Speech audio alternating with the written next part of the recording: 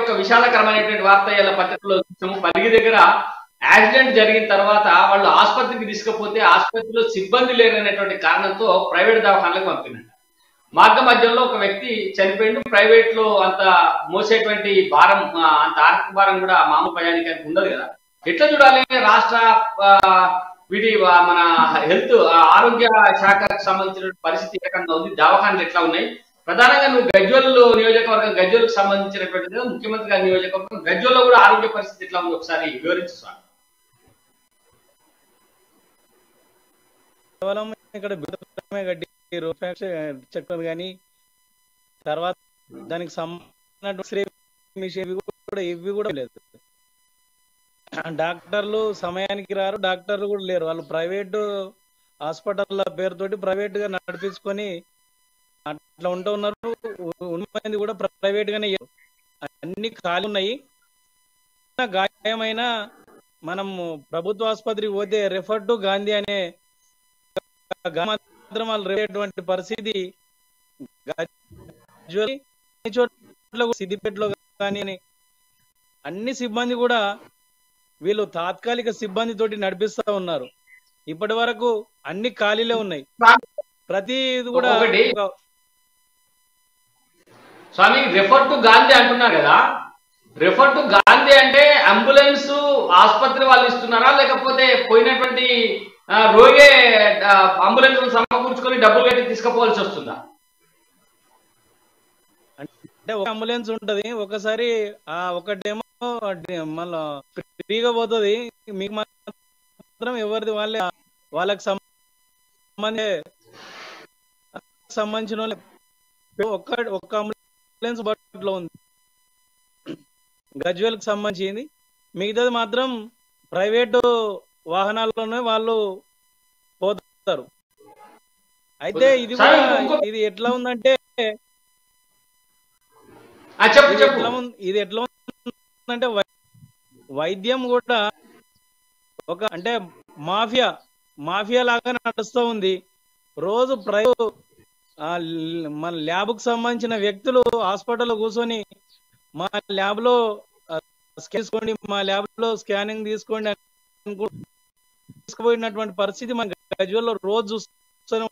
ఇక్కడ భద్ర డయాగ్నిక్ సెంటర్ కానీ, విజయ డయాగ్నిక్ సెంటర్, అట్లాంటి సెంటర్లో గర్భిణీలు వాళ్ళందరూ వస్తే వాళ్ళకు ఈ టీపా స్కానింగ్ కానీ మిగతా స్కానింగ్లు అన్ని వాళ్ళని మా దాంట్లో తీసుకుపోండి అని అంటే గవర్నమెంట్ హాస్పిటల్లకు వీళ్ళు ఆ డాక్టర్లతో పాటు కూర్చొని మా దాంట్లో తీసుకోండి అని వీళ్ళు స్వయాన తోలుకొని పోయి తీసుకున్నటువంటి పరిస్థితి. అంటే వసూల దందా లోపలనే నడుస్తూ ఉంటది.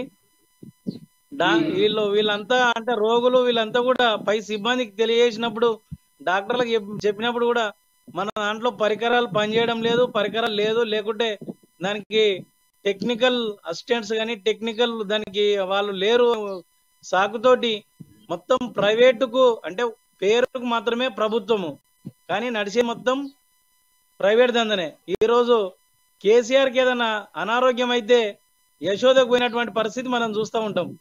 యశోదకు పోయిందంటే ఎందుకంటే ముఖ్యమంత్రి యశోదను ఆయన అంటే అడ్వర్టైజ్మెంట్ ఇప్పుడు దాన్ని రాష్ట్ర ప్రజలకు తెలుస్తాడు. యశోదల్ని మంచి నిన్న మొన్న హరీష్ రావు గారు ఒక ప్రకటన చేసింది ఏంటంటే ఆరోగ్య తెలంగాణ అయింది, మనం మొత్తము బ్రహ్మాండమైనటువంటి నిధులు కేటాయిస్తున్నాము, ప్రతి దగ్గర డయాలసిస్ సెంటర్ అంటే కిడ్నీ వ్యాధిగ్రస్తులు ఉంటే డయాలసిస్ అంటే అన్ని స్కానింగ్ ఆపరేషన్ కూడా రూపాయి ఖర్చు లేకుండా ఫ్రీగా అవుతున్నాయి అని చెప్పి స్వయంగా హరీష్ రావు గారు చెప్పారు. ఇప్పుడు మరి మీరు చెప్తున్నది ఏంటంటే ప్రధానంగా ఇక్కడ ఏమీ లేదు, ప్రతి ప్రైవేట్ కు సంబంధించినటువంటి డయాగ్నిక్ సెంటర్ అధికారులు తర్వాత వాళ్ళందరూ ఉద్యోగులు వచ్చి కూర్చుంటున్నారు, వీళ్ళని తీసుకుపోతామన్నారు, అది ఒక పెద్ద స్కామ్ నడుస్తుంది అని చెప్తున్నాం. ఎట్లా మరి హరీష్ రావు చెప్పిన దానికి మీరు చెప్పిన దానికి పొంతం లేదు కదా, ఎట్లా చూడాలి? హరీష్ రావు కొన్ని అంటే ఇప్పుడు ఈయన విజిట్ చేసినప్పుడు మాత్రం డాక్టర్లు ఉంటారు, లేదంటే పేపర్లో రాయడం కోసం ఇదంతా జరుగుతుంటది. కానీ మనం ఒకసారి హాస్పిటల్ దగ్గరికి పోయి చూసినప్పుడు అక్కడ అంటే ఖాళీలు ఉంటేనే మనకు అర్థమవుతుంది. అక్కడ ఖాళీలు ఎందుకు పూర్తి చేయడం లేదు ప్రభుత్వం.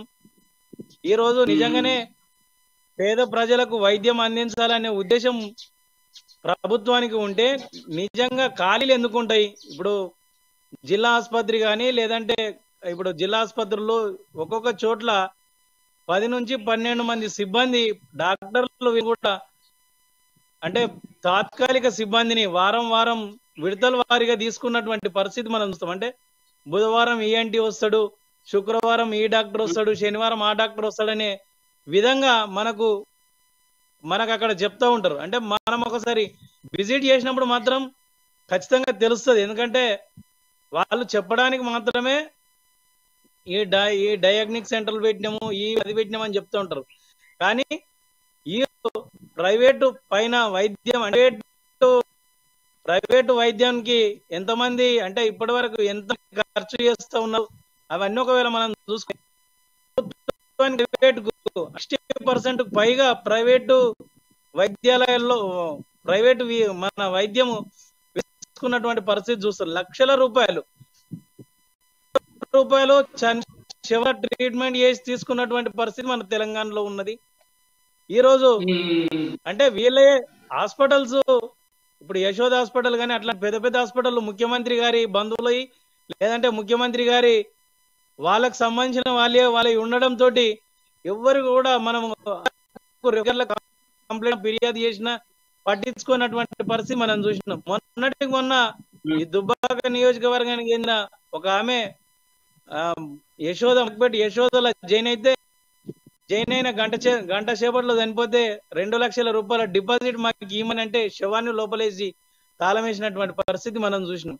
అది ఎట్లా ఎవరు కూడా పట్టించుకోరు. అంటే మనం ఎవరికి ఫోన్ చేసినా ముఖ్యమంత్రిది కాబట్టి వైద్య ఆరోగ్య శాఖ మంత్రికి ఫోన్ చేసినా ముఖ్యమంత్రికి చేసినా ఇంకెవరికి చేసినా ఆ నలుగురు నుంచే పాలన జరుగుతుంది కాబట్టి ఎవరు కూడా చెప్పరు.